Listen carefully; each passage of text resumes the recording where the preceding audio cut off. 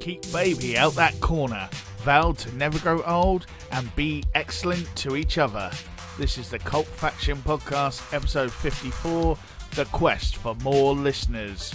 We've come here to talk nonsense and chew gum. And we're all out of gum. Superman.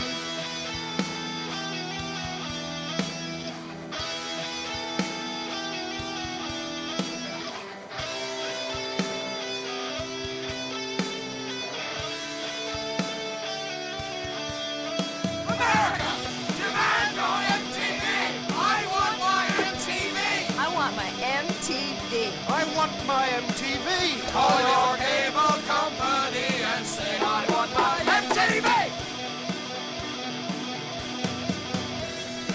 MTV. Welcome to part 3 of our 80s series. Tonight we're going to continue our look back at the decade of decadence. The wind of change is in the air. The Hoff is about to find freedom on top of the Berlin Wall. And George Bush is gathering the ingredients for a desert storm. I'm your host for this episode, Brett Summers, and as ever I'm joined by Damien Hicks and Paul Hawkins. In music, Guns N' Roses are awakening our appetite for destruction. Whitney Houston just wants to dance with somebody, and Tiffany thinks we're alone now. On TV, the last human is learning they're all dead, everybody's dead, and a future hitmaker is stalking nightclubs with a really wild sidekick. In film, 3 men get lumbered with the babysitting, a young girl has an adventure in babysitting, and we learn that if you build it, they will come. We've unlocked level 3, 1987 onwards, but before we move on, what did we miss last week? Loads. Loads? Tell We us. missed Supergran, Teabag, Adrian Mole, The Trapdoor, Boone, Hi-ho Hulk Silver. Hogan's Rock and and Wrestling, The Golden Child, Flight of the Navigator, Three Amigos. Don't even think we talked about Labyrinth. Dance No, Magic we didn't. Dance. So much we missed. But there was so much in there, and there's still so much more to come. Crocodile Dundee. Oh, that's not a knife. Yeah, I think we've established last week we can't do what they called accents. Thank you, Paul. I was about to say episodes. We can't do even episodes. say We can't accents, let alone say do them. Airwolf, I'm not even sure we talked about that. We probably have talked about it in the past, so we don't need to again. Thundercats. Oh, I'm not allowed to say that anymore, I don't know. actually. Why would you not be? Ho. Isn't it derogatory now? Can I say ho? It's fine if it's preceded with Thundercats. Okay, not just if I'm walking down the street or talking to my mum. We also Wise missed not one to. of those underrated classics, Explorers. It's a classic. Is that the one you haven't seen, Brett? Explorers. Yeah, it's the only film he hasn't seen. Yeah. Is that the 2 mice in No, Disney? that's the Rescuers, you Okay. crazy fool. What's Explorers? Explorers. So you got Is it Doro and Diego? is it River Phoenix? Yeah. Is he in it? I can't remember. I No, thought it's he not. was. I'm not saying he's not. No, I'm thought trying he to was. remember. Yeah.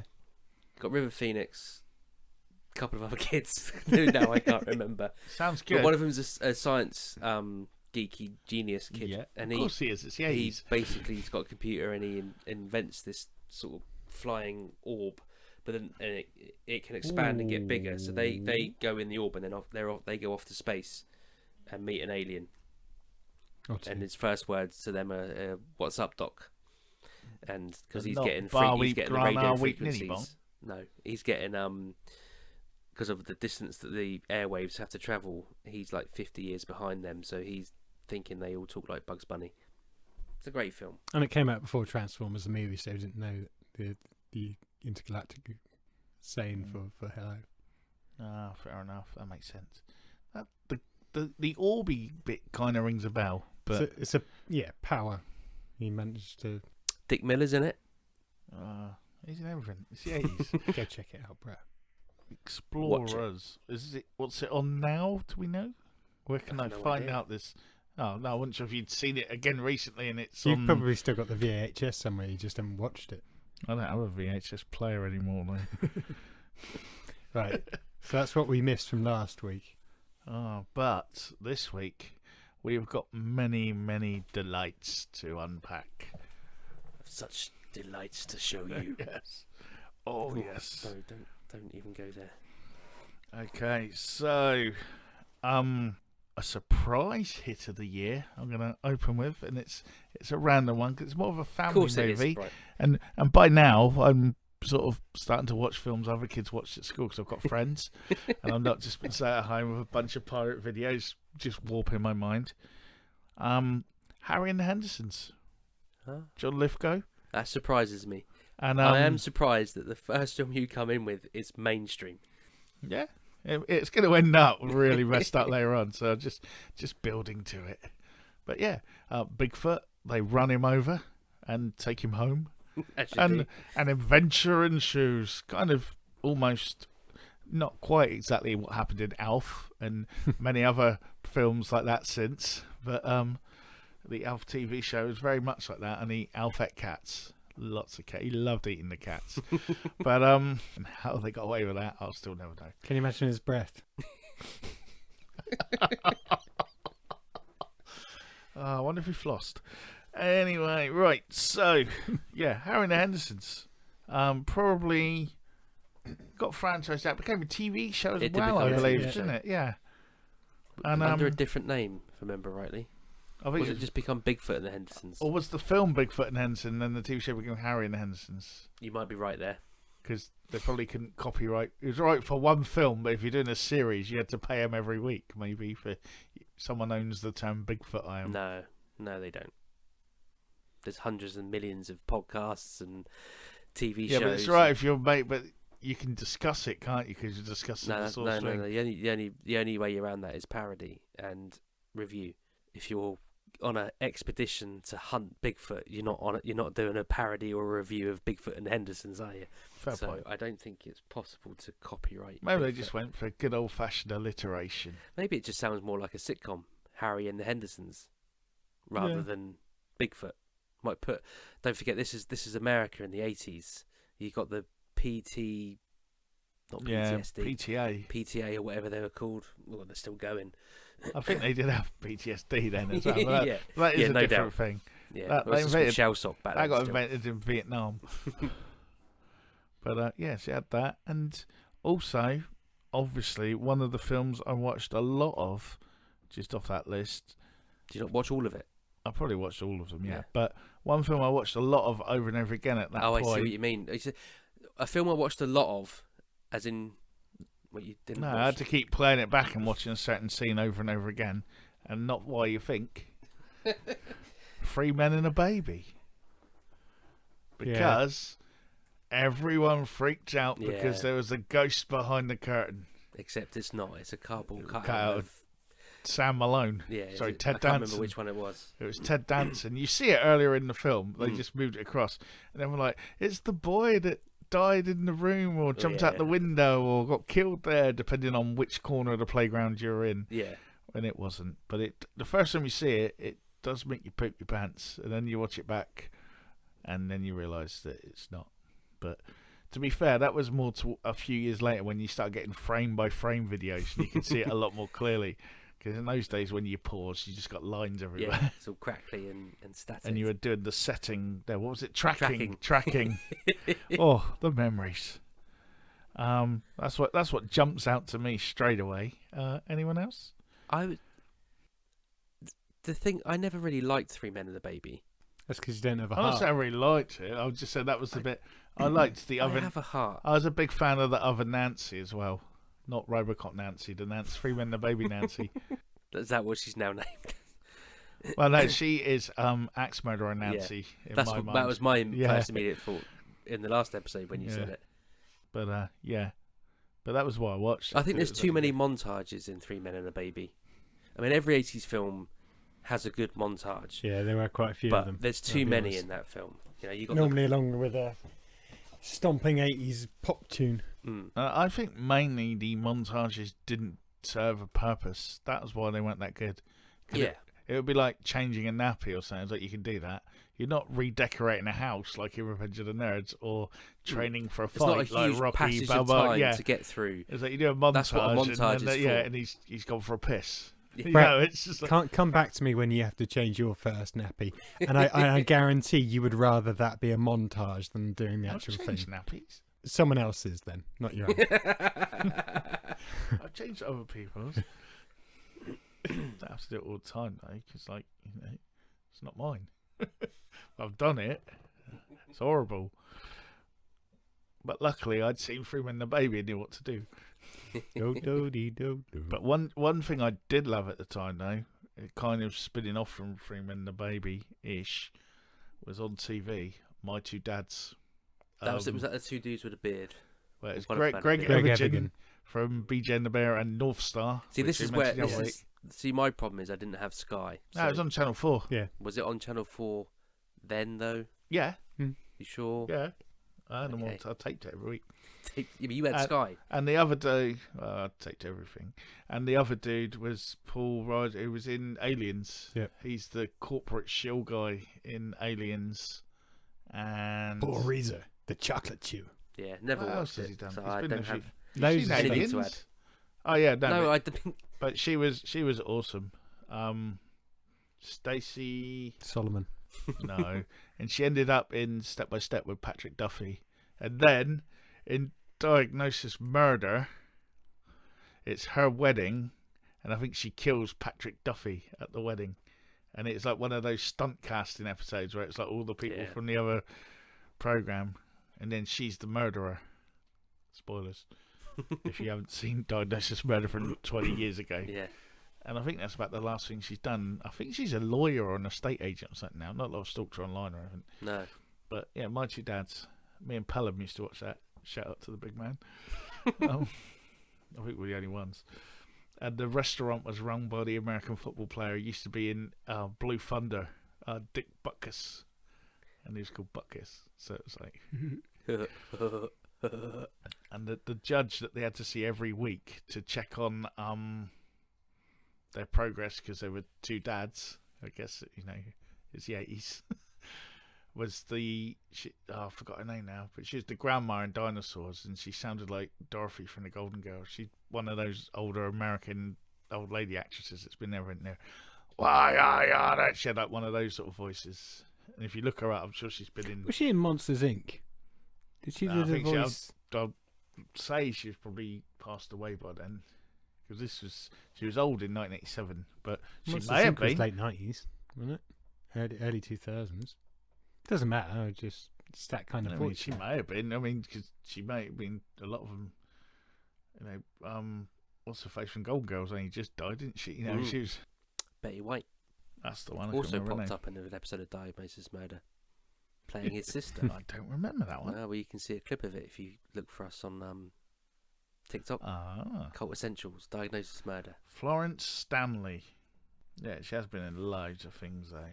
But then, that was one of the beauties of 80s TV. You got to see people's careers as they passed from show to show before getting their own show, and then maybe a movie, like Bruce Willis from Miami Vice to Moonlighting to Blind Date. And we do take back anything we said about him being in loads of bad films recently. But moving on now we've apologised. What got you in 1987, Paul? 1987 is a classic year. We've spoken about Peter Weller and RoboCop, but I remember when that first came out on Sky, and Sky in those days would have Yaz and the Plastic Population basically doing the theme tune over the montage of all the different films, and RoboCop was pretty much on there for the best part of 2 years. And yeah, I had the old decoder card in that from the parents to make sure that I could watch things like RoboCop. Dream Warriors, classic horror The film. best Elm Street. And By actually, far. huh? By far. Oh, I thought you Yep. said Die Hard. It's like, No, I didn't say Die Hard. Although that did come out this year. No, it didn't. I think it was. Well, no, yeah. Shut up. Carry on. You're Shut up. confusing it with Mannequin. so. See, I love the film. Looking back, I know it's kind of Marmite. People love it or hate it rather, but it's kind of Schwarzenegger in his heyday. And yes, it's not as good as the Bachman book, which it was based on, because nothing like it. But from as you're talking about, from a pure blockbuster action film, Running Man was and still is, I think, a stonking film. It's a great film. Running Man. The Hunters, whatever they're called, wow, amazing. You had Erlen Van Leef de Jude, Yeah, Jesse done. Bonaventura, Professor Toru Tanaka, so a couple of old wrestlers, and an amateur wrestler turned actor and opera singer. I'm sure there was another one. Who is the guy? I bet it's the most properly famous guy. yeah. Is the one that no one remembers. But yeah, Running Man was brilliant, and I think you're right, Paul. You always said it for years that we would see Running Man as a real TV show in our lifetime. Yep, it's not far away from it now. The thing is, I don't think you could find someone as evil as Killian. Is that his name? I want to say the host. Damon Killian, played by Richard Dawson, who So that's a genuinely proper evil, scary bastard, yet doesn't do anything. So as villains go, he should be up there in those kind of echelons of top 10 villains put to screen, but will never make it because everyone will think of, I don't know, a Bond villain or Nightmare Elm. I can Freddy see Kevin Krueger. Spacey doing it. Is he allowed? But what Have to ask makes his He's been agent. cancelled. I thought Kevin Spacey had been cancelled. Well, I wasn't sure whether he's come back or not. I don't I know. don't know. but Richard Dawson, who plays Killian, a Gosport man, Really? born in Gosport, but by that point, I mean, he's been in loads Local of stuff over, local lad. But by that point in his career, though, had actually become like a game show host in America. So they'd almost basically, it's like they got Bruce Forsyth to do it. You know, it was that Cool, kind yeah. of like a person, and it was Jim Brown as Fireball, the American football legend turned actor. Oh, right. I thought you were talking about Jim Brown from EastEnders. No, who was the other one? And also Mick Fleetwood played Mick in it. I don't remember him even No, I being don't in it, but remember being in it. just got the thing. But Wasn't he one of the people that Schwarzenegger bumped into he may have been. when he was on the run, as it were? I'm just surprised It was just a Schwarzenegger corpse. would employ someone who was probably taller than he was. Yeah, Yes. well, if he was lying down, it wouldn't matter. And Sven Olforsen is in it as well as Sven, which is his mate LaForce, who we were on about earlier on Geordie. in the other episodes, where I think it's just like his best mate who he gets him a role in every film, a bit like Tom Cruise's cousin who was in Lost. Probably his You know, vocal coach or something. No, he was the frozen Viking in Baywatch Nights, and he was in this as well. And LaForce from Mallrats, which I think is 25 years old. No, Chasing Amy's 25 years old this week, or last week, around then. But yeah, there's a lot going on with that. But Running Man, we will see it on TV. Yep. Wouldn't it be funny if he committed a crime and ended up being the real person on it? But who would host it nowadays? Who's the quiz show guy? We literally just were talking about that. That was the Mate. conversation we had I know. whilst you were looking at your laptop. One thing that probably won't be on telly from that year, Hellraiser. Yeah. Although that's still being remade, and I Yeah, just what's read happened with that? I think it's being done. So what just shocked me on that? I never ever realised it was directed by Paul Michael Glazier. That's what I was stunned at. I was checking it was the same one from Starsky and Hutch. I never realised he directed The Running Man. But yeah, the Hellraiser is it's been in production. I don't know if it's a victim of COVID and COVID related delays. The problem with it is there's been so many visions, reincarnations. I think unless this is completely mind blowing. Well, it was going to be a female Pinhead. That was the Oh. that was the make it break it kind of. But they were trying something different. But we shall see. Yeah, as long as I they don't guess make it on like that. Gozer. Well, yeah, you can imagine them just playing it down or something, can't you? It'll be alright, because I think he's back in charge of it again now. Who wrote it? Clive Barker. Yes, I was about to say Doug Bradley, but that was Pinhead. My brain's going to mash. But I thought Clive Barker was dead. no, he's been ill. He's still. I don't think he's died yet. Are you sure?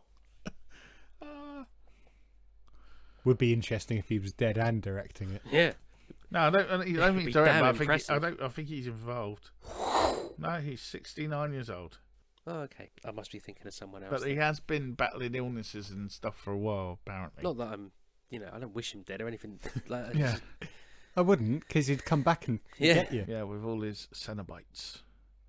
Also, this around this time, we had possibly, I think, one of the most underrated parody films of all time, where we took our episode title from, Spaceballs. I think it pretty much got every science fiction film in there somewhere, and even a few non-science fiction films. But yeah, it didn't quite get the Blazing Saddles thing, did it? What was it? Too niche? Was it too? What do we think? We've all seen it. Dink dink. We all love it. No, That's a good question. I don't. I didn't love it. No, you didn't. Okay. No. I just didn't get on with it. I was a huge Star Wars fan, and this just seemed like it was taking the piss. I don't know. That was the whole point. But I just remember getting really angry. You got toxic shower head on it. Yeah. No, I just remember. What are you doing? This is just stupid. Don't take my favourite film. So I think part of it is May the Schwartz Blazing be with you. Saddles is obviously a parody of westerns in general. Yep. You've obviously got the whole turning making America look at its own racism and all that, but you know, on a surface level, it's just a parody of westerns. And it was what, 1970? Yeah, late 70s, wasn't it? 77. Yeah. So by that point, westerns have been being made since the 1920s. So you've got 20, 30, 40, 50 years of The same film. the same that stuff. That Pretty much that the same ethos. film Yeah. as well. Yeah. So So- yeah. there is so much more of an audience for westerns, whereas sci-fi, yeah, you had like, you know, They Came from Outer Space or those old Daily black Earth and white Stood B Still, movies, all yeah, that sort of stuff. Invaders But from Mars, they're yeah. not as they weren't as big as Western were.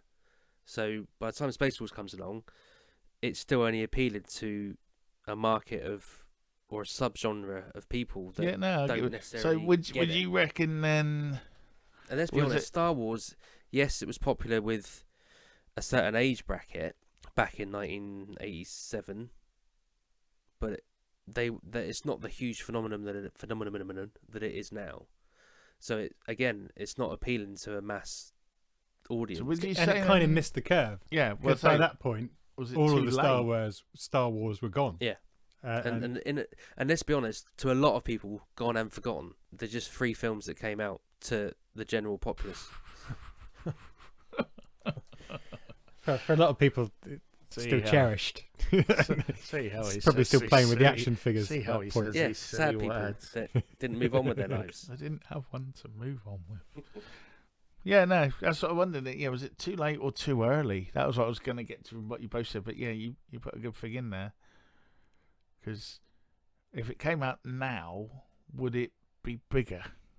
Or mind you, taking out all the Scary Movie and how parody's been done to death now, like if that came out now, do you think it would be bigger now, Spaceballs, or do you think it would just have No, missed the well, boat not if too it was much? done in exactly the same way, because the humour is 80s, the performances are 80s, and obviously the effects are, but that's by the by. Like, you ignore that. But no, because most of the jokes and the references would have to be completely different. The way it's played would have to be completely different. I wouldn't say it's too late. It's just the market isn't there for it, because the majority of normal people that had the ability to move on with their lives didn't resurface their interest in Star Wars again until early 90s, with things like Pogs coming out and the copious amounts of different re-releases that we were suddenly getting on video and and special editions, THX edition or whatever the fuck and that was. stickers and Yeah, because all of New a sudden we toys. thought, I found all this shite on the cutting room floor. I know what I'll do. I'll splice it back in and say this is my original vision, the true vision. no, the just a technology shit- caught up to his yeah, vision. bullshit. That was the official quote. Load of arse gravy. It's also interesting looking at the range of films as well. I mean, it seems a bit obvious that it's moving away to more of cinema experience for tweens. When you look at some of the films that came out at that time, great action adventures and also fantasy adventures as well. The likes of Lost Boys, fantastic film. Mm-hmm. Young Guns, but you also had the likes of Princess Bride as well. So almost like you're getting to the point where The MTV generation. yeah, well So they can go MTV's to the been cinema on their own. It's been going now. So you hit 87. I think MTV was 83. 82, 83 on it, something like Yeah. yeah. So it was 5 years of MTV. I mean, let's be honest. Lost Boys is a fantastic film, but it's also pretty much one long music video. The way it's shot, the way it's Yeah. directed, the way it's played, the way it's photographed. It's you could literally splice that film up and put a soundtrack over the top of it, and it would look like a music video. Yeah. So that's what. Featuring Billy Idol.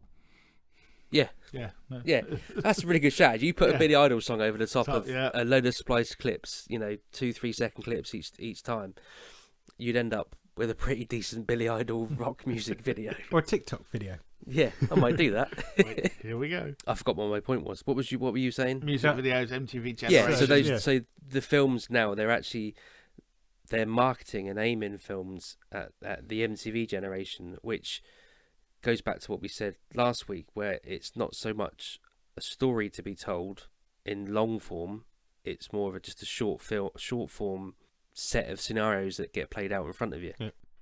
And also, weirdly enough, carrying on from that as well, and like kids going to see films on their own. 89, Batman came out, which was the first rated 12. Yeah. So again, it was. kids could start going to see it on their own without parental guidance and all that kind of stuff as well. And Batman, again, people say what they will of it, but at the time, My favourite Batman film. it was huge, but it was also huge as well. And Michael Keaton, I think he did a sterling job in it. My problem with that film's always been Nicholson. Liked it. It's clever, it's good, but I just always, not so much, I think sometimes he hammed it too much, and I just always had that problem that they bumped him off at the end. Or did they? Well, he's laying there. That's what I was laying waiting there. for that bit.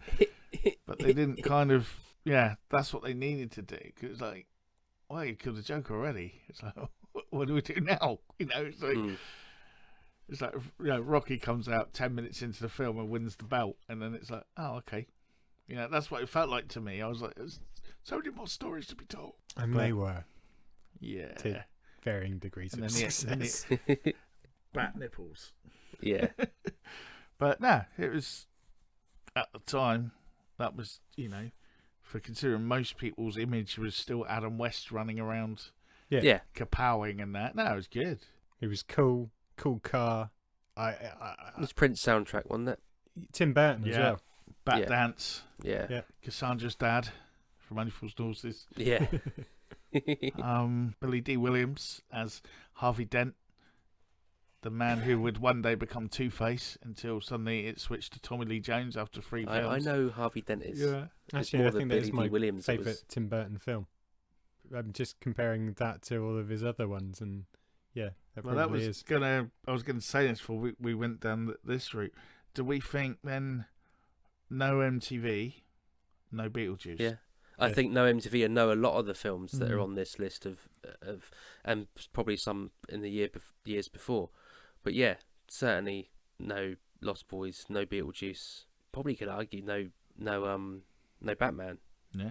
Because the way that's filmed is obviously it's comic book style, but it's again Soundtrack very based. much the soundtrack Yeah. and the iconography within it is very much MTV-esque. And keeping on the MTV vibe, could we then argue that Clint Eastwood's Deadpool becomes a victim Deadpool?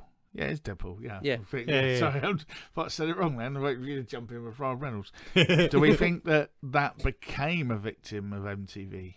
Like maybe they'd written something and then. No, Remember, because you got your Jim Carrey doing his best Axl Rose. Yeah, Guns N' Roses are in there somewhere. yeah, they're in the funeral. Is aren't it they? as edgy as the other Dirty Harry films? No.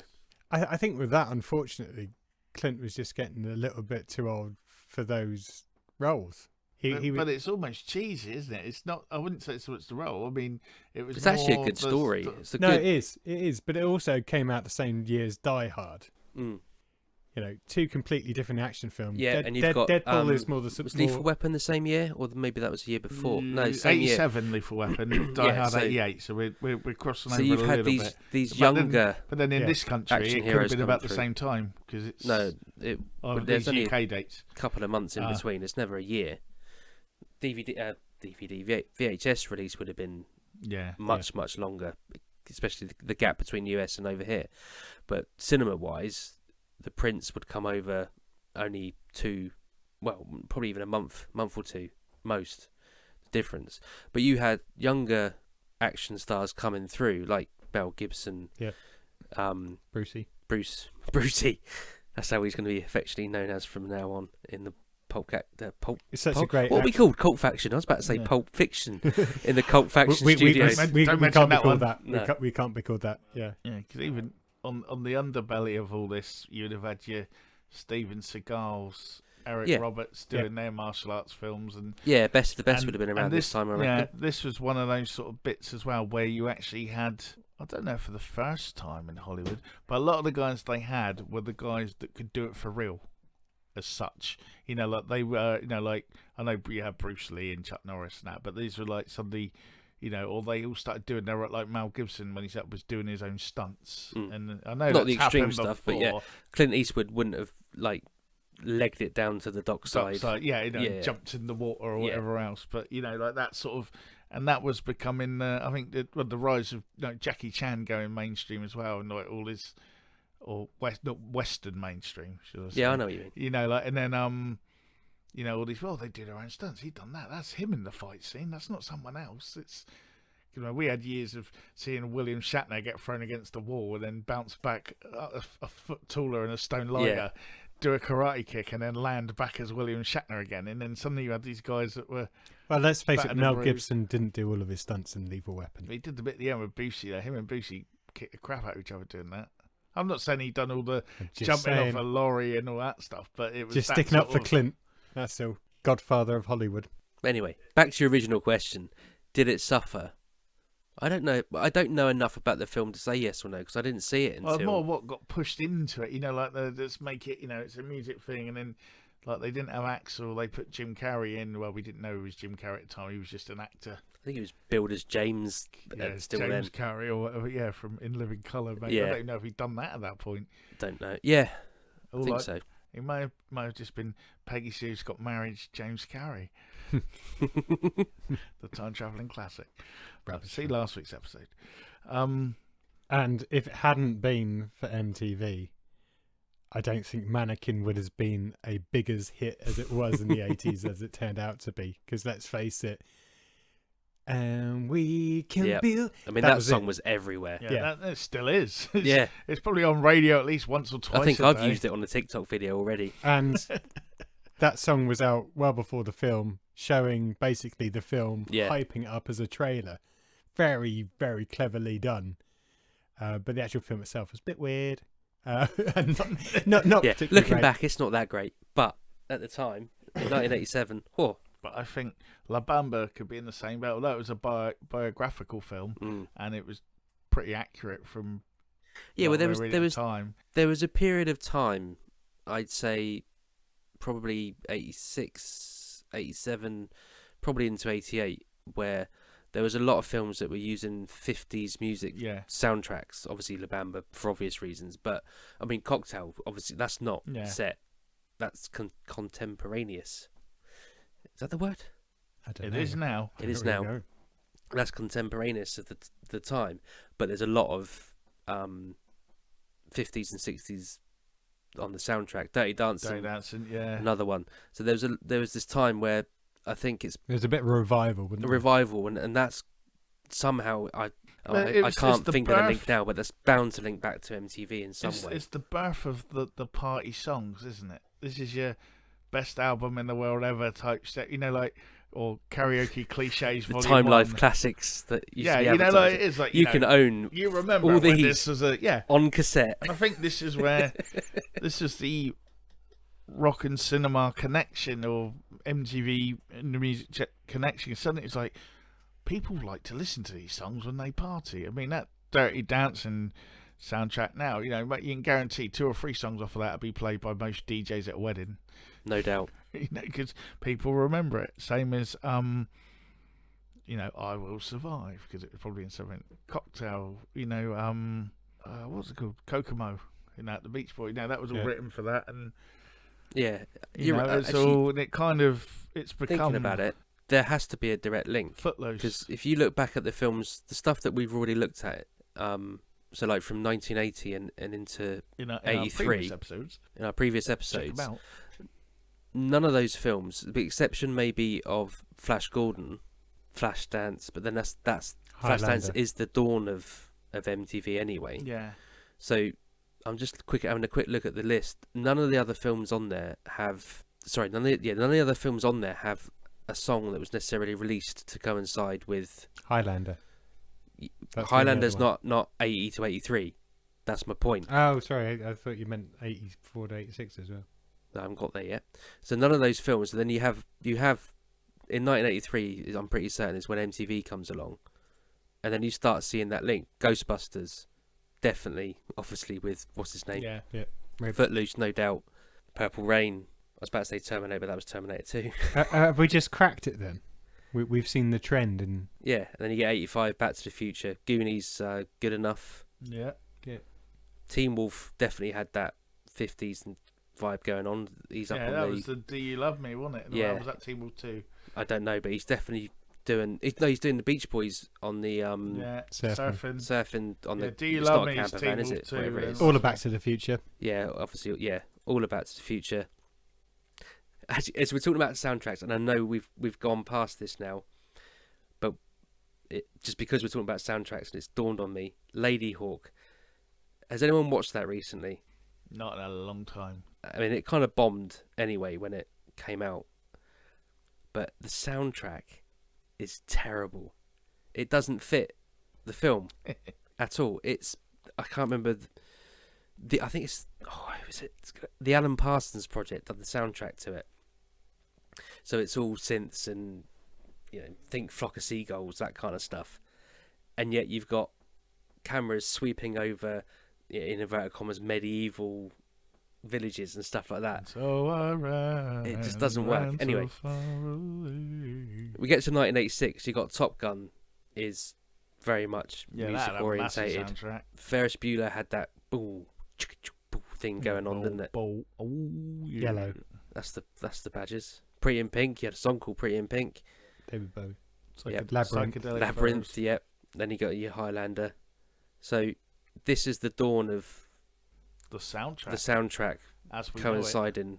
Yeah, because even like Pet Sematary had the Ramones did the song for that. Mm. I don't want to be buried in a pet cemetery. Uncle Buck Thanks for had a that. couple of songs through that as well, and well, it's the only time it's ever going to get referenced. Give them some. It was less than 30 seconds we have to pay. That's cool.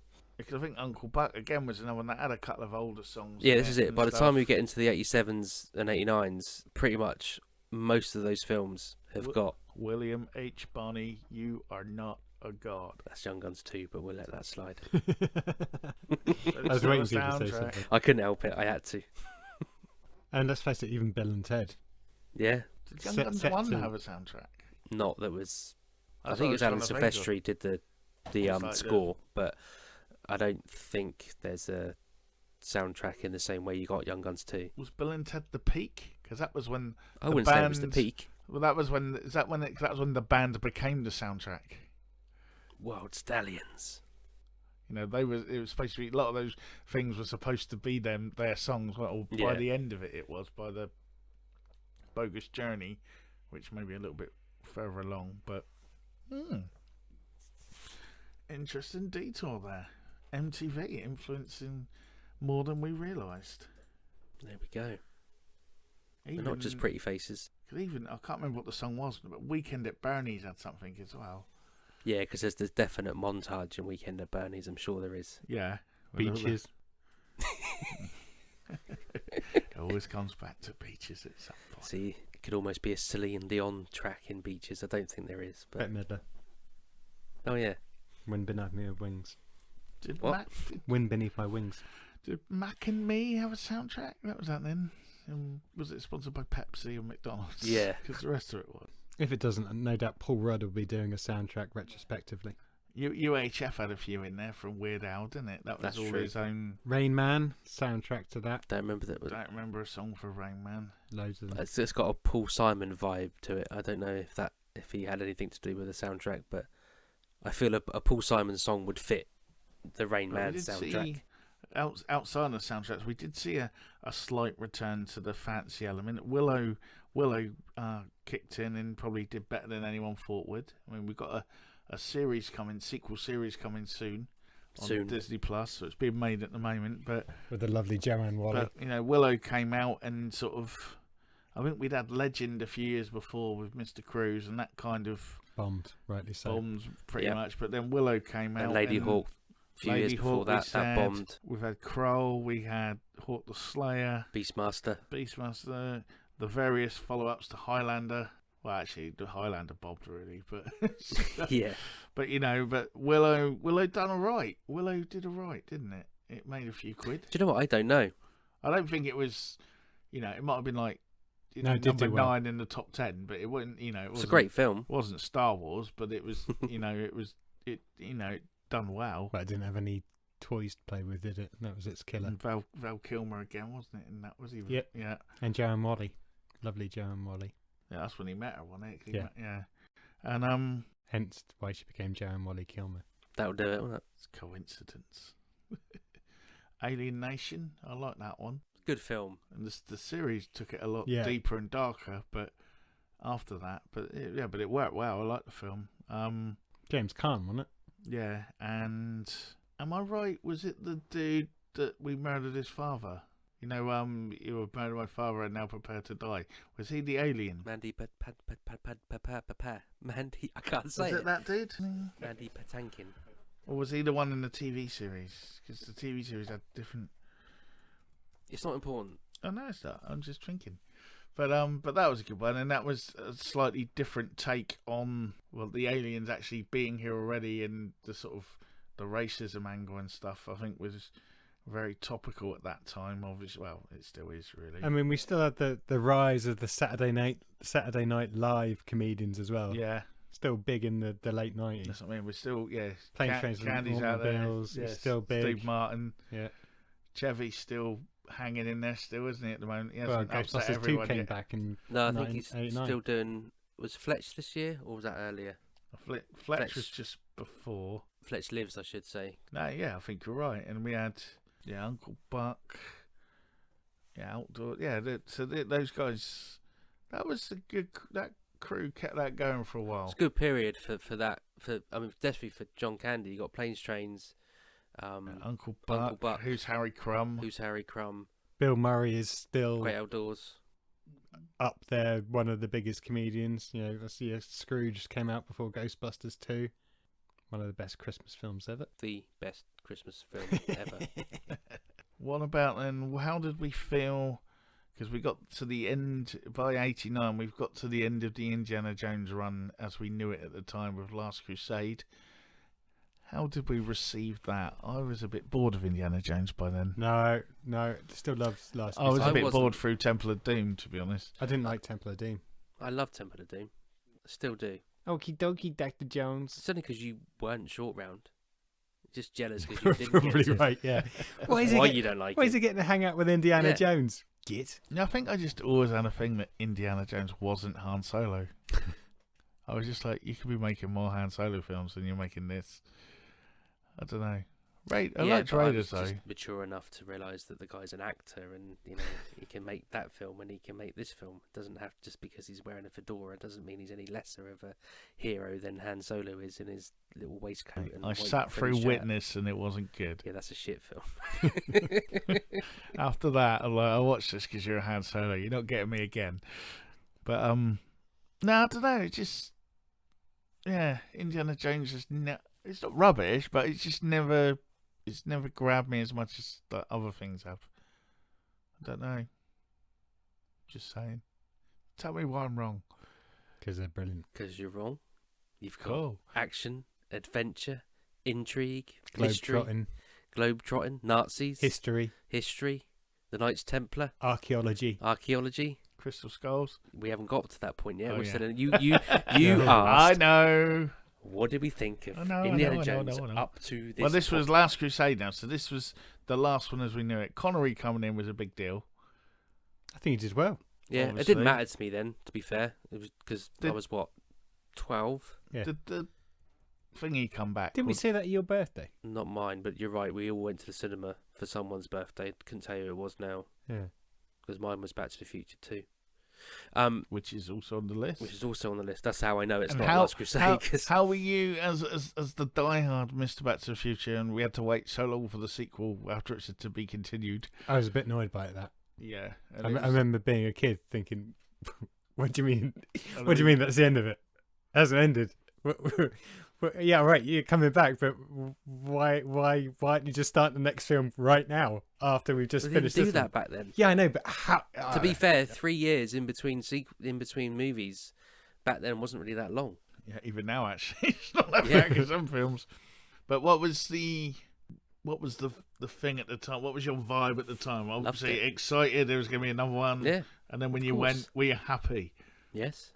Were you happy when there was It is a another complete movie, to no be matter what anyone concluded? says. To be It's a film concluded. with a good story. That's cool. No, I enjoyed it. I'm just wondering because at the time I you thought were, he's just looking for a fight. you Yeah, were, that's no, what I you, thought. no, I'm just saying, because you were the one waiting for it to come out. You were there. You were the diehard one out of the three of us who would, this film needs to come out now, and it did. And was it like, or was it, oh yeah? No, it was. Were you upset they changed the girl? To be honest, 12-year-old me probably didn't even notice. Yeah. I'm not going to lie No. to you. It would have made no difference to me at 12 years old, especially bearing in mind Elizabeth Shue has probably about 10 words in the entire film and is asleep for 90 minutes of it. Or I don't know what the runtime of the film is, but she's asleep Yeah. for A large portion. Got to be something like 1 hour 70%. 54 or something. Yeah. Well, let's switch across to the smaller screen for a little bit then. Let's do that. We've already talked about some of the different things that have been on, but another big one for me that I recently revisited during lockdown and sort of had a mental breakdown and thought I was there was 21 Jump Street. Oh, let's not. No. God, no. No. But We're if not I'm going talking back about there. that. My therapist said I'm not allowed to watch anymore. But if you want, we've got loads of that on previous episodes. If you go back and have a look on cultfaction.com. But yeah, great series. Another show that we got in the UK very late at night at the time because it was so crazy and racy. Married with Children. Oh, that was late. Hmm. That was ridiculously late. Yeah. Yeah. It was like 12:30, 1 o'clock in the morning. Yeah. And, Like I Friday Just before night. Get Stuffed think- or something. I don't think even then I didn't was. find Get Stuffed. I used to love that. And then Raw Power. We got a heavy metal music fix for a Yeah. week. But it was, I don't know what the word is. It was, counterculture or whatever you want to call it at the time. It was, not the normal sitcom humour. Maybe it was a little bit rude. They kind of mentioned sex, and you go, "Not now, Peggy," or whatever, and then everyone would laugh. But It was the antidote to the wholesome sitcom yeah, that had kind of graced the airwaves for the best part of 30 years. no, It's kind of definitely. it wasn't. But it's just amazing, like you say, it was the UK. We put it on that late because we were scared of it. It might offend people. It might be. No, I doubt it very much. I think it's more the fact that they brought it and didn't know what to do with it, so we'd just chuck it on. It's a filler for so in the 80s and probably the most part of the 90s, you had the likes of BBC Two and Channel 4 just buying up American sitcoms and TV shows to fill their schedules because they had nothing else. American TV shows weren't the big thing they are now, if that makes sense. So I don't think it was on late because it was deemed racy, because it's not.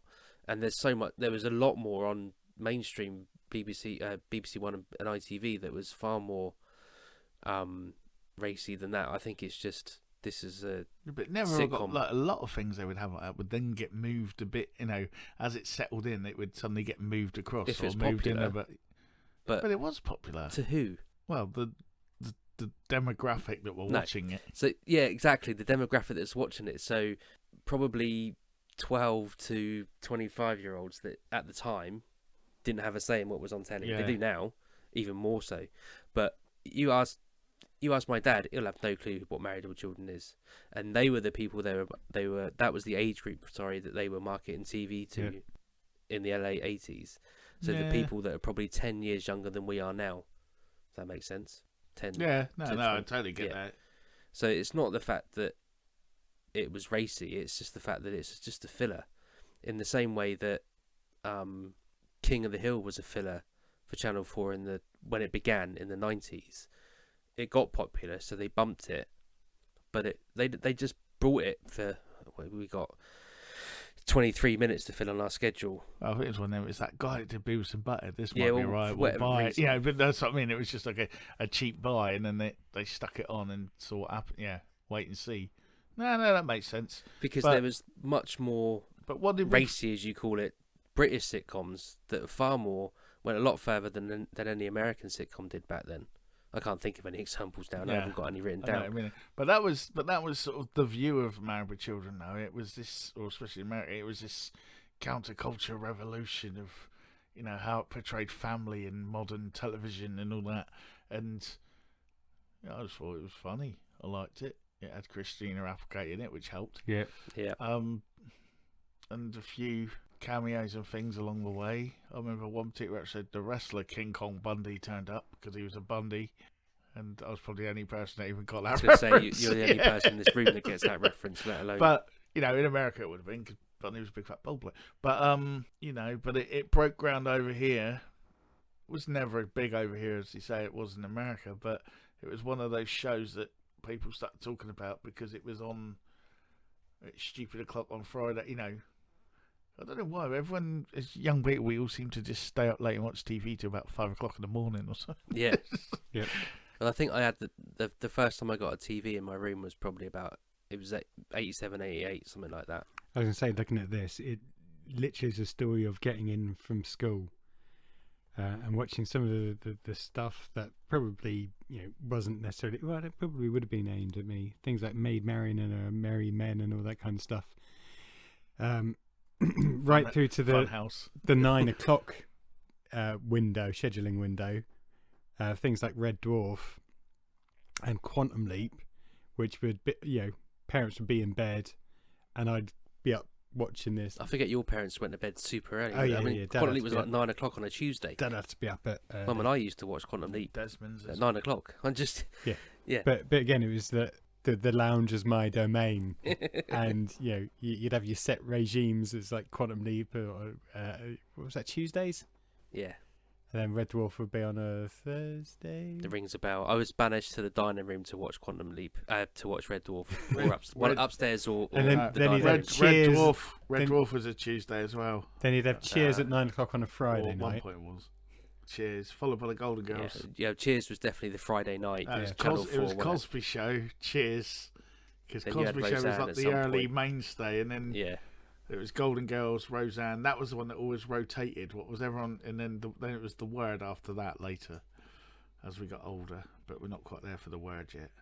But yeah. So but again, that's another interesting thing. So you had this American sort of rotation on certain channels, Channel 4 especially, where we were sort of getting fed these shows, and then Sky later on would pick up on sort of other shows and things. But I remember like that in Living Colour was on Sky. But is this where the balance is shifting then, do we think, from the late 80s, or was it more the 90s when America pretty much seizes control of Western television civilization? No. So I think they've seized control, but it's interesting looking at the great films. American TV shows you'd have on a Saturday night, the likes of Street Hawk, Knight Rider, A-Team are dying out, and actually they're replaced by something else for the dads to watch with their kids on a Saturday, which is Baywatch. So Yeah, well, I mean, Baywatch over here filled the same time Yeah. slot as Knight Rider and Yeah, A-Team, exactly. which Yeah. was like 5 o'clock in the afternoon on a Saturday. Saturday. Whereas I doubt very much it was a 5 o'clock in the afternoon over in the States, and I think that's the difference between UK television and US America, television, yeah. is that they're much more, what's the word? It's not pedantic. What's the word I'm looking for? Puritanical. Or when it comes to their Yeah, and we had Page 3. yeah. Because I So think it was we're okay much for more dads to liberal watch Baywatch. on television than the States was. I don't. I mean, it's, And I think we it's forget shifted as a bit well now.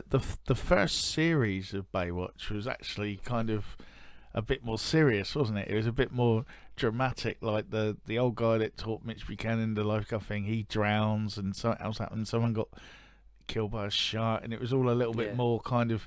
And then it I'm kind of not, I'm didn't not do saying that it wasn't well. edited to be shown at 5 o'clock. Oh Necessarily. yeah, no, I don't think it was. I don't I think. don't know. I don't think they realised I'm what no, they were I'm no doing. Baywatch But then, expert, but then it was like, I think after the first series, that was when Hasselhoff's production team bought it, because I think the company that were making it were like, "Nah, we're all right." And then he bought it, and then suddenly, like, half the male lifeguards who were the good actors were gone, and it's like it's become the Fifi, Hoff Kiki, show. and it's Fifi, Kiki, and Deeki, the new lifeguard ladies. What are you doing, girls? We're just touching our toes over here, whatever else. And then it just became what it became. Yeah. The huge international success. Yeah, it did. And that made the Hoff a lot of money. And so yeah, he succeeded on from Knight Rider. And gave Pamela Anderson a great film career on the back of it. Yeah, and Jason Momoa was one of the lifeguards at one point. Was he? Aquaman himself started swimming on Baywatch. But then also you've got the rise now of the American, what do you call it, teen comedy. We're starting to get a lot more of these now. We're getting you're Saved by the Bells. You're getting your Out of this world. Out of This World. Would you like to swing on a star? Whoa.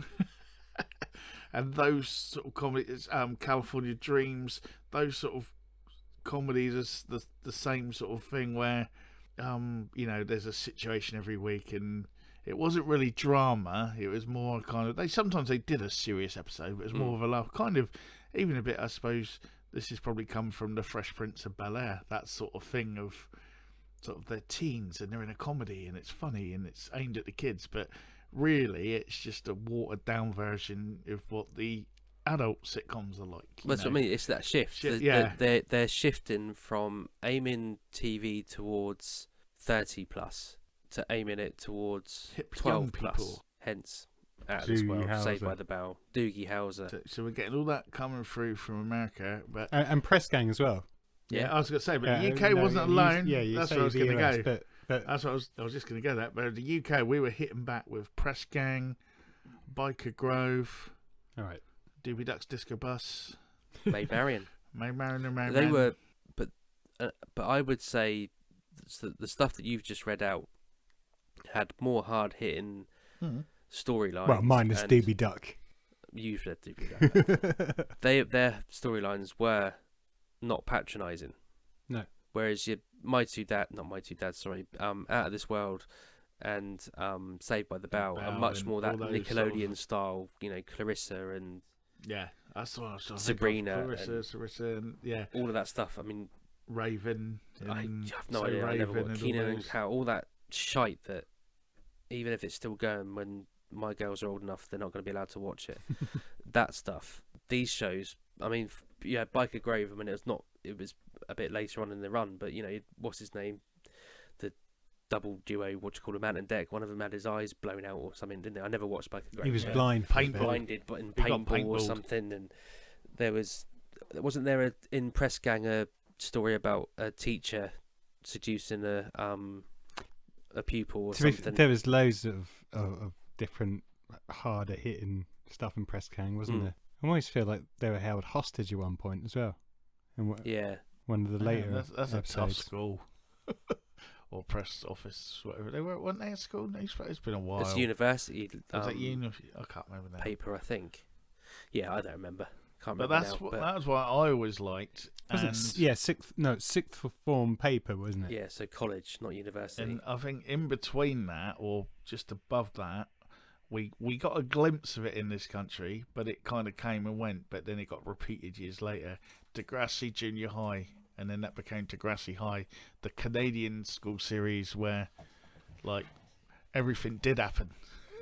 People got pregnant, people took drugs and fell off a overpass. You know, people got drunk, people had an abortion, people, you know, Grange Hill was hard hitting at the time, but this was something again that maybe a lot of episodes got took off from UK TV because I think they thought they were buying like a kids show, and then it was like, wait, this happened this week or that happened this week, and then it kind of got phased out altogether. I think we only got the first season where there was like 3 or 4 seasons, 3 junior high, 2 high, and then it got the revamp years later of Degrassi Next Generation. But again, it shows that, like you said, like British shows didn't necessarily talk down to the kids. It met them at a level. It wasn't just preachy sitcom schmaltz that got wound up in 20 minutes. You know, there wasn't always a happy ending. Grange Hill was like that. You know, Degrassi was like that. And then you had the poignant drama of the Wonder Years as well. see, I didn't mind that. That was a bit. If it was on, I'd watch it. I just remember he got bullied by his brother, and Joe Cocker sang the theme tune. Yeah, but what And I Marilyn mean, Manson was his mate. what I mean, Yeah. that wasn't just the What everyone slapstick believed. comedy of, you know, teenagers all just, you know, hanging out at a surf shop or whatever. No, fair enough. I mean, that's been But I mean, to remade counter since that, we did also have Mr. Majika. I hated Mr. Magic. Yeah, so did I. But you know, so it wasn't all. It wasn't as if there was a sudden shift from. Oh yeah, no, we always had, but that was aimed at the sort of the younger market compared to where we would have been at that point. I guess so. I mean, Supergran, I think, was still going by that in the. Yeah, because we also had weird stuff Late like, you know, 80s. you had Count Duckula, the storyteller. There's an episode of Storytelling. I think I might have mentioned this when we did our horror stuff. There's an episode where he's cheating death. Yeah. And it's like he gets death in a bag or something. But the Muppet or the puppet that they use for death terrified me. I'm 11 at this age, so I should be old enough to know better. Certainly not be scared by a Muppet. But the Muppet they used in for death just scared the shit out of me. That was early evening on a Sunday, wasn't it? It was, Yeah. yeah. I think they made about 11 or 12 of them. Yeah. Mate, again, wasn't it? William Hurt, wasn't it? Was he the storyteller? Yeah, Yeah. John Hurt. John Hurt, sorry. Who's Yeah, William you're Hurt? confusing me now. It's John Yeah, Hurt. no, it is John Hurt. Yeah. It's William Hurt. William Hurt's the guy that recently died a couple of weeks back. Guy from Alien. Yeah, just John Hurt. yeah. No, I know, but he was the storyteller. He was. Yeah, well, John Hurt was I the think he storyteller. was for the the war first the War Doctor. run. Yeah. But that's I forgot what I was going to say now. Well, that's a I shame. got We'll move caught on in then. the- Cartoon-wise, we had Brave Star. Yeah. The Native American who's a sheriff. See, no Blazing Saddles, no Brave Star. Maybe so. But I like that. Still say strength for the bear when I have to open someone's drink. Freaks out the kids at school because they have no clue what I'm going on. Shoe People, that made its debut this year. All 3 of us went silent then because we were refusing to do this theme tune. I love the Shoe People. Shoo-doo-be-doo-be-doo. The Shoe Nightmare, one of the first VR quiz shows. Yeah, except the kids didn't see it, did they? They had a helmet on. Yeah, so they didn't see it. But they weren't. So the contestants guiding them could see what was Yeah. going on, but all they could, they were basically blindfolded Yeah. because it was always what's in front of me, and it's like Yeah. move forward 4 paces. In front of you is a notebook and a feather. That kind of thing. So they Cool. weren't. It wasn't virtual reality for them. Goblin Horde approaching. Spellcaster. Oh yeah, that really annoying jester guy. SHIT. And the Rise of the Turtles. Yeah. Well, more importantly, and I was gonna spin the spotlight round to you now, Paul. They're going to make news has come out that they're going to make a new Star Trek series that follows on from the original, but is set so many years after. What were you thinking at the time? So what? I thought you meant now. Yes, I thought no, that no. was Well, that I've done sounds that a few times. News is coming out that they're going to make a new Star Trek series. It's following on from the original. Oh, right, okay. And But back in the late 80s, yeah, okay. So this is where we're living at the moment. Are you liking the news? Are you worried about the news? Are you like they're going to ruin it? I wasn't worried about them ruining it. Yeah, looking forward to it, and remember borrowing the box sets for every season as soon as they came out for Because someone. I remember they were in video stores before it was Yeah, on yeah. TV. So lucky enough, I can't remember who let me the videos now, but yeah, I remember watching every single Someone one. from your chess club, I expect. Not when I was like 11, 12. But yeah, they were brilliant. I just remember And going I'm through. saying, and you liked it when it came out because I mean you're Yeah, you're it the was diehard on this it was one. my version of, well, it literally was a box set binge. Because I can remember it was one of those like when you got the video and it had like episode 1 and 2 on, and then you had to wait for like a month later episode 3 and 4 video came in or whatever. And I remember enjoying it. I remember still wondering why the old Bob man was in charge. He was probably younger than us now. Yeah, that's right. But yeah, it went through, and obviously that then revitalized Star Trek beyond anything previously, and led into movies and everything as well. But Was the captain the guy with a beard? Is that the Star Trek I'm thinking of? Are you thinking Will Riker? I don't know. it's Patrick Stewart. Oh, not There was a it's- guy who had a beard later on. like a really polished, nicely kind of. Yeah, Yeah, that's Will Riker. Is second number 2. Oh, okay. No, number 1. number rather. 1. Yeah, but I was getting confused with Muppets. I'm so again, number 1. So that was probably one of the first times I can think of where they've gone back to something to then carry it on. Because if you think, obviously the movies had been around. We'd had 4 or 5 movies at this point. Well, you had the the- crossover movie With the between original, pair of but them, yeah, but that Generations. wouldn't come till about another 10 years yet. I don't know. I'm just saying, yeah. But I'm just saying, but they've took the chance on another series now, and I guess this is something that we would then see as time moved on, with maybe trying to reboot, revitalize, and rework different shows to the point where now we've got enough. As we keep saying, nothing original comes out now because all they keep doing is let's remake that, let's redo that. Yeah. But at that point, it was a good thing, and it was a good show. Was it though? Yes, it was. really? Yeah, no, it really was. Although, to be fair, the earlier series does look quite cheap when you go and watch it back now. But in those days, it probably actually really wasn't. Yeah, I know. So, I mean, we're not saying it wasn't, but it looks it now. The later ones still stand up more. Same as The Simpsons. I just want them to remake the originals with modern animation. Keep all the voices, but just jazz it up a bit, and I could watch it again because they're painful to watch. See, I think when Star Trek Next Generation was being trailered and advertised, I was more looking forward to You Rang My Lord. It's a much more That was the appealing show to me. That was the Heidi High Yeah, alternative world multiverse. So basically the cast of Heidi High yeah. hadn't worked for about 5 years, so it's like, I know, let's get the whole gang back together and we'll do a piss take of Upstairs Downstairs, which itself had finished in the 70s, I Yeah, think. but it's what so. Slade watched. Yeah. Isn't it? Did you just mention that to make us move on from Star Trek? I just wanted to wind you up, Yeah, but I do think it's a far superior TV show compared to Star Trek. No, it's not. Yeah, it is. The acting is superb. No, it's not. It is. Does Paul Shane singing up You Rang My Lord? I think so, yeah. He was a good singer, though. I mean, everyone always shows that clip when he was on that daytime show and it was a bit bad and he a bit overdone it, but he wasn't actually a bad. I think he's doing You've Lost That Love in Yeah, Feeling. that's the one. Well, he was one of those old school all-round Yeah. entertainers, wasn't he? I mean, he's everyone's like, he's so good in Heidi High. It's like, he's playing himself. Yeah. I don't think he's acting in half of it.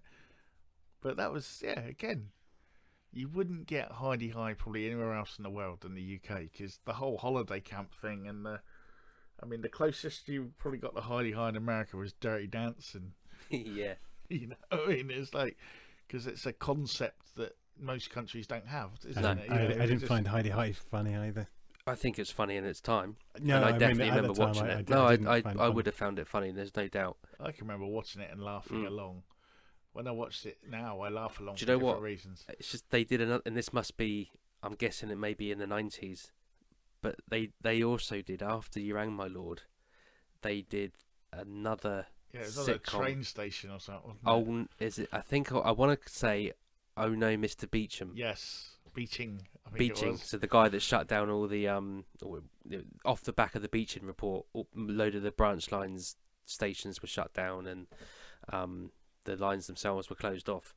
So it must have been set, I guess, in the 60s. That would have been around the time that the trains were I just cancelled. remember they were just this multiverse of Carry On Yeah. films. Like what they were doing in other. Sometimes they were at Holiday Camp, sometimes they were in a manor house, and sometimes they worked so on I've no doubt trains. it's gonna like just rehash the scripts that they didn't use for the You Rang My Lord. Well, Anyway. a lot of them use the same script. That was what going back to like the American teen rubbish we were talking about earlier. Like when my sister used to watch it, you'd see the same episode in different programs, like the same like thing, but Same it's plot the line. characters. Yeah, Yeah. yeah. Well, they've just handed the script. Right, you do these ones this season. We'll take the ones you've done this season, do them in our show, and I guess that happens a lot over there. But one classic that we kind of forgot, and I think it's one of those cult classics that kind of gets forgotten about a lot, because I don't know why, but The Burbs, Tom Hanks, It's probably just because he's done so many Carrie bloody films. Fisher, Yeah. you know, but it's just one of those films. Every time I watch it and it's on, I end up watching it to the end, Mm. and then something weird happens and I forget what happens in it, and then when I see it the next time, I have to watch it again. But I think you're right, Paul. I think it's because he's done, especially back then, did so many Yeah. those kind of comedies that's what he's more famous for. So it just gets forgotten in the you go Tom Hanks, you go Big, Turner and Hooch, the one with the house, house one's The called Money Pit. Pit. With Diane It's getting from late in the Cheers. day, yeah. So you think think at that Splash. period for Tom Hanks, Splash, yeah, you go straight to those. You don't think of the Burbs because it's slightly. I mean, I it's think it was probably a bit before then, but came out a bit after. You know, like, I don't think know. it was I mean, I made remember earlier. it's slightly darker, I but don't think he shaved at that point. Yeah, but it's a lot. Yeah, definitely a lot darker. it's still a comedy. Yeah, but that's one of those ones. I think. Yeah, it kind of gets forgotten about. It's a bit like with John Candy. You very rarely hear mentioned The Great Outdoors, which is hilarious. Yeah, It's yeah, a it is. brilliant film, and it's one of his best performances as well. Yet, you go John Candy, you go Planes, Trains, Uncle Buck, even his short appearance he done as a favour in Home Alone, which he was only supposed to be filming for. Yeah, you can have me for a day. He got him there at 7 o'clock in the morning and didn't let him leave until 1 minute past midnight. It's like gonna eke every moment out of this favour you're you giving said me. one day. Exactly. Havers is another one that kind of pops up every so often at like 11:30 at night on a channel somewhere, but I don't know why it doesn't. Maybe killing loads of people at schools not that topical anymore or something. I don't know. It wasn't necessarily a big hit at the time either. It's one of those you actually could argue it is what the old fashioned it's cult. grown. Yeah, film. it's grown in state. Yeah, Yeah. definitely. And the only reason I ever liked it and watched it was because I like to say had a thing for Winona Ryder, but it's have a thing for Winona Ryder. So that's the only reason that film was even on my radar. Did you ever see the TV series No. remake recently? I refused to even acknowledge that it exists. I remember because the first episode got shown and then the whole series got pulled. Really? But they had like one of the Heathers was a boy, because Yeah. and Stuff. and the Winona Ryder's, well, it's not Winona, but that character's mum was Shannon Doherty Oh yeah. and the thing. So they had a little. There was some nice bits in it, but it was just very much. I'd say watch it and film yourself afterwards as you vent your fury. But it was very much. It wasn't woke, but they made sure everything was in there. Yeah. Thing in it, and it just got put. It's available now. I think it's on Peacock now.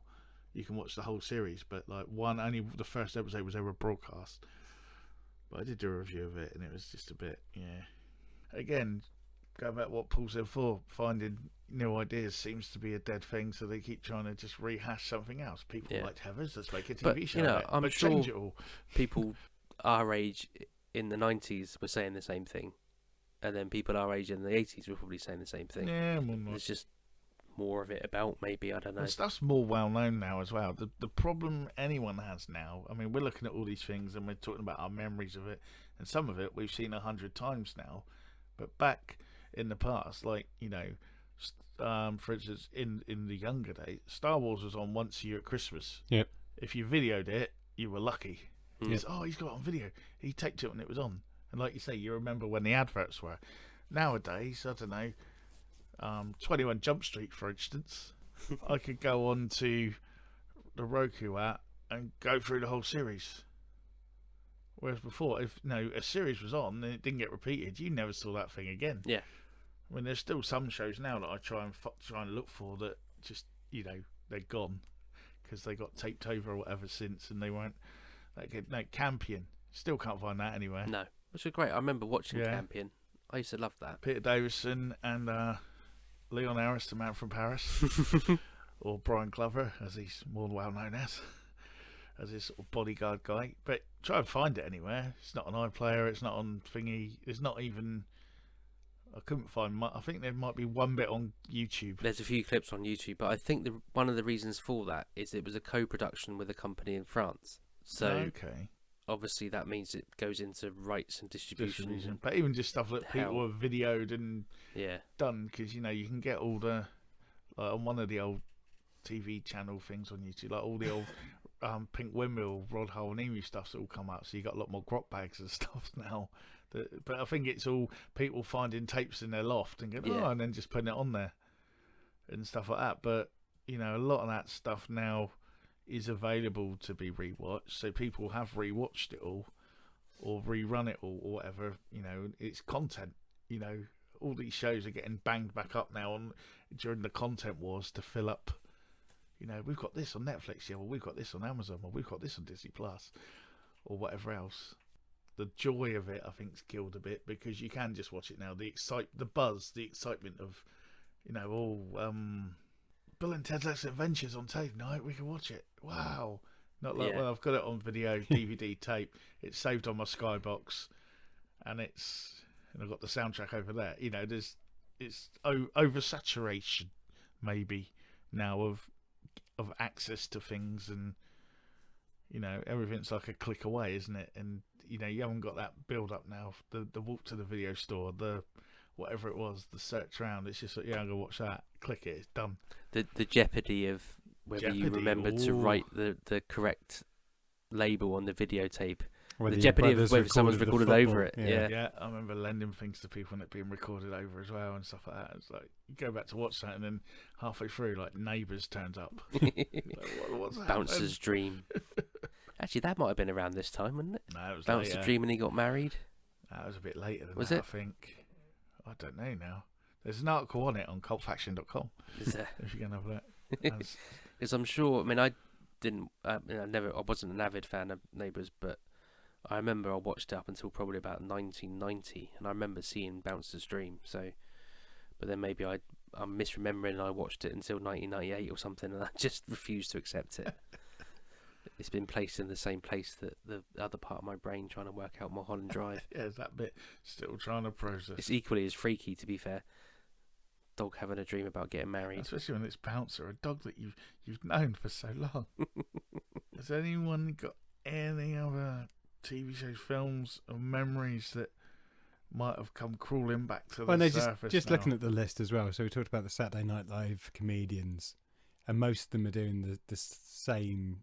I'm going to make some money out of doing comedy, apart from Mr. Robin Williams. Now, I don't actually like a lot of his comedy, but he did a couple of cracking films, in my opinion, in the late 80s, starting with the one that really, I think, set him as a more serious actor, which was Good Morning Vietnam. And Yeah. come back for the soundtracks, and obviously Yeah. that obviously helped with the film. Oh, But definitely. that was a cracking film.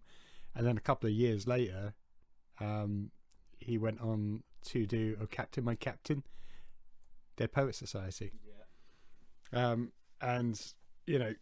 just comes back to the fact that, I think a lot of his comedy of constantly switching voices. Okay, some people found it hilarious and Aladdin. I'm sure he was great at improv. It's just I didn't find it funny. I hate improv. But I can watch like those good improv. films, and you I don't want to get too like deep and heavy and stuff, but you can kind of see the other side of him as well. And yeah, so and it's also interesting with a lot of his other Saturday Night Live colleagues, shall we say, are still doing pretty much the same roles and same comedy in pretty much all of those films that we've talked about. And don't get me wrong, they were with the ones we've talked about, really funny scenes and really funny films, and a load of them. A Great Outdoors, I think, is completely underrated.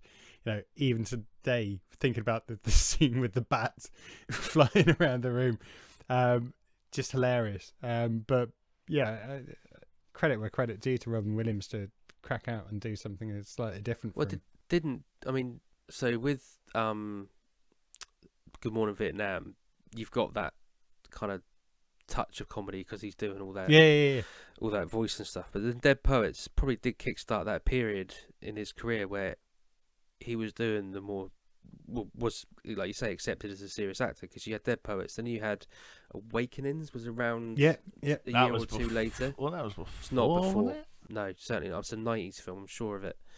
And then you had Fisher King. Then a couple of That years, was right the way 90s. through until he does 1 Hour Photo. Yeah. 1 hour, Yeah. 1 hour photo. Well, Jack as well. Wasn't it? Was one where he's like a boy, but he looks like an old man. Yeah. And J-Lo's his yeah. teacher. So he's done quite a few. Yeah. But I think Dead Poets is the one that kickstarts that and makes it possible for him to do those kind of films and not just be seen. Because at the same time, he's still doing the Aladdin. less serious stuff, like Jumanji. Doubtfire was around a couple of years later, wasn't it? I don't think it was. Was that an 80s film, Mrs. Doubtfire? I want to don't say think 90s. 92 that was. Came out the same window as Tombstone, so 92, 93. so. Yeah. Because That was on a couple of nights ago. I just remember I had a date and we'd already been with the youth club to see Tombstone on the Friday, I think, with Paul Brown back in the day. And then I had a date with this girl, and she wanted to really see Mrs. Doubtfire, and I really wanted to watch Tombstone again, so I told her it was sold out. That was the end of that, really. But Tombstone was great the second I thought you were time. going to say you bought her a ticket for one and you went. Yeah, to see you went and saw Tombstone. the other one. No, I just told her it was sold out. I'm going to pay for that. Robin Williams in drag, as it looked at the time. It was like, go and watch Tootsie. That was I knew nothing about it at the time. I was just like, that's been done. Go and watch Tootsie. She might have thought that was code. Nah, it was crazy times. Another crazy one I had, which didn't get anywhere, but I thought it was a good film, mainly because it had Cyndi Lauper in. It was Vibes. No. No, No. don't remember that. It was supposed to be the next big kind of thing, and it was Cyndi Lauper and Jeff Goldblum, Peter Falk and Gillian Sands. And Cyndi Lauper is like this psychic, and she can read things. And Jeff Goldblum's her mate, who's also kind of psychic. And there's a bit of a will they, won't they? And they have to go in. Someone hires them to, I think, find their son or something in, I think it's like Africa or somewhere like that. Or when they give, it might have a different name, because they used to do that, didn't they? Like, what's the one that's always in Commando? Like, there's that like sort of El Salvador place, but it's all got a name. I can't remember that. No, you're But right. it's all that town. What I mean, it's always that Like in Coming to America. like Predator. Yeah. There's always that bit, and that basically, they're hired to sort of try and by Peter Falk to try and find his son who goes missing, and then where they are is a source of pure energy, and it's kind of really weird mashup of sort of Ghostbusters, Romancing the Stone, and the Indiana Jones and the Temple of Doom. And it was kind of like they put the money into it, but it just never worked. If I watched that and that's nothing like any of those films, Yeah. I will be really disappointed. Steve Buscemi pops up in it as well at one point. He's like a psychic guy as well, but it was supposed to be like the big, Lauper hits the big screen and Goldblum's good thing. But I can't remember if they didn't get on and that affected it at one point, and there was arguments and stuff like that. But it's worth a watch though, just because you can. It's funny because it's called Vibes, and you can pick up on it as it's going on. And that was one of those films that was supposed to be like a blockbuster, but it just never was. Another one that came out in this window, which I need to see again, but I can't find it anywhere at the moment. Tough Guys. Burt Lancaster,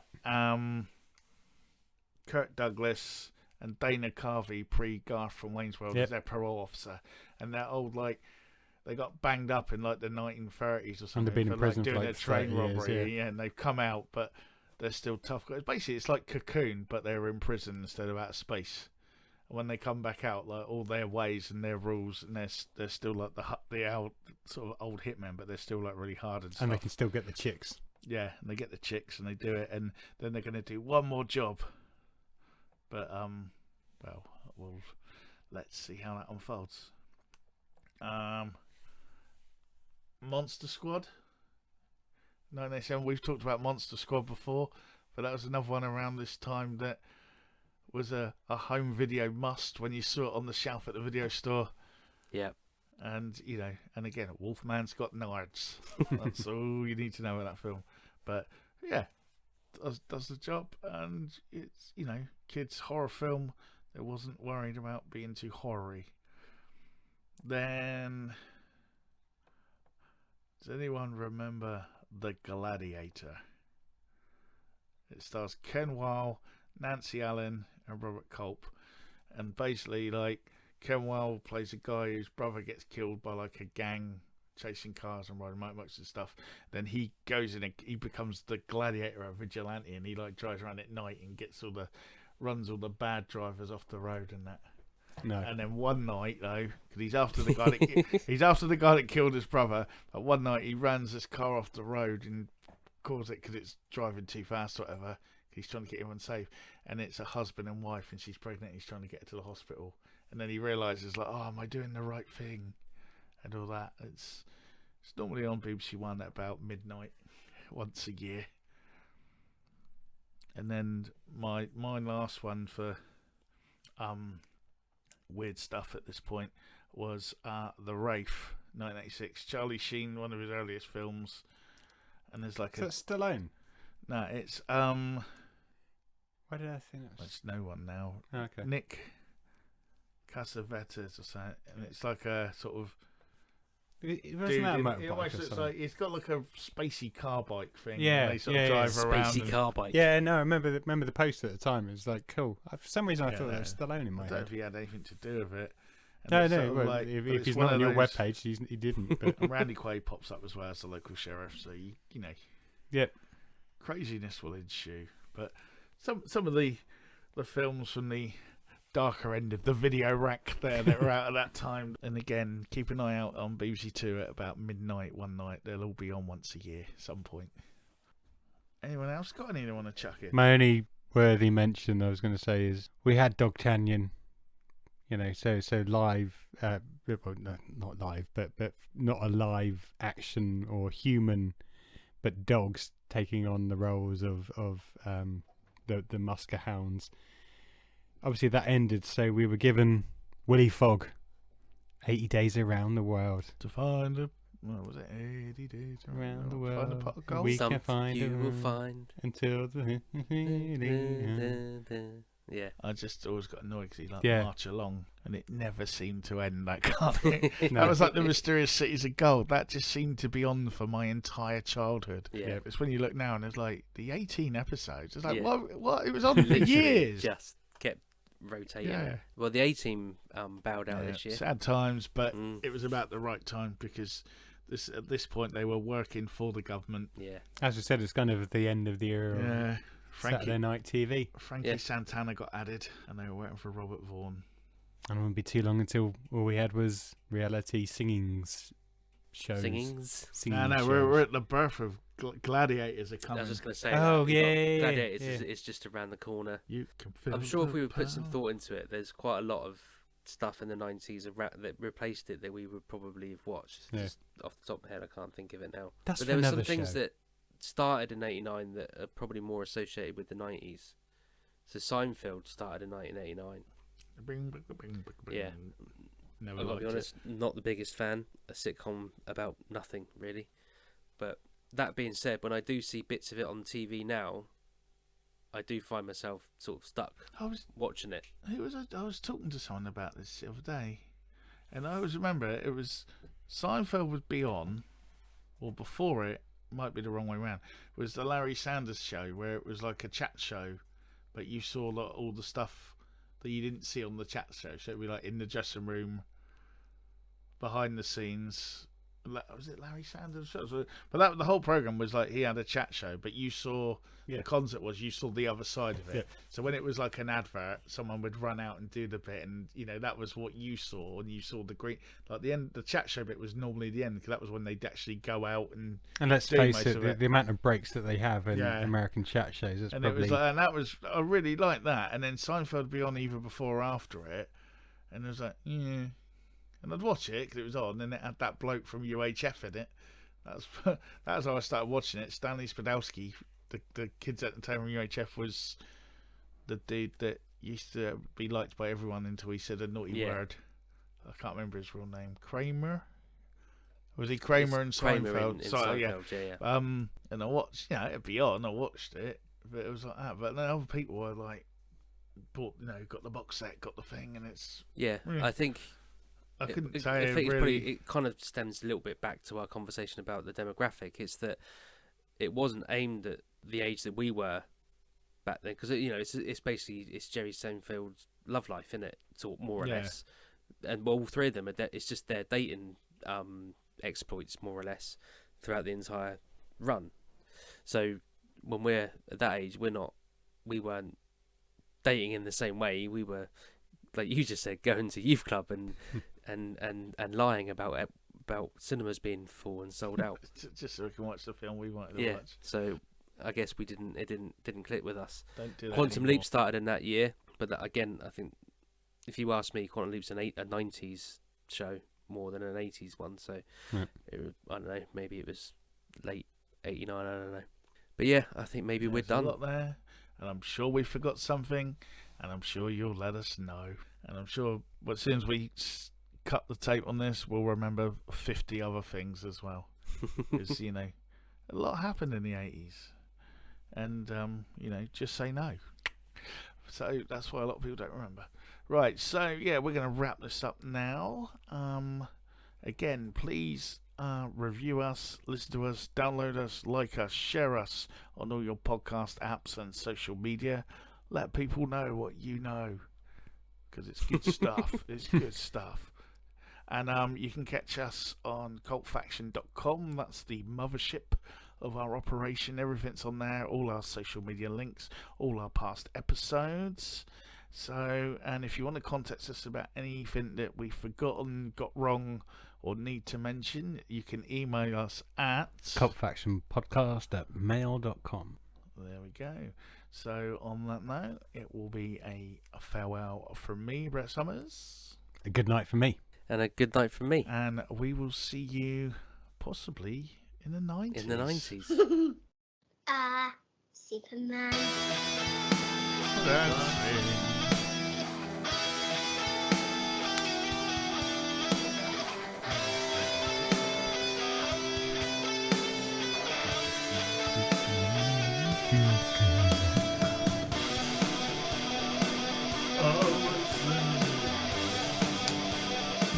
Will it be chips or jackets, Spuds?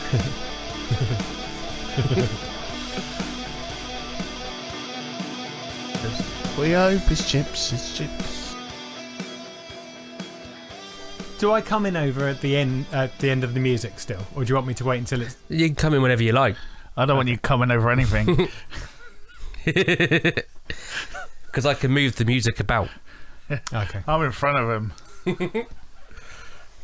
Just Here's don't get some it in 80s jizz. Don't get it in my Diet Coke.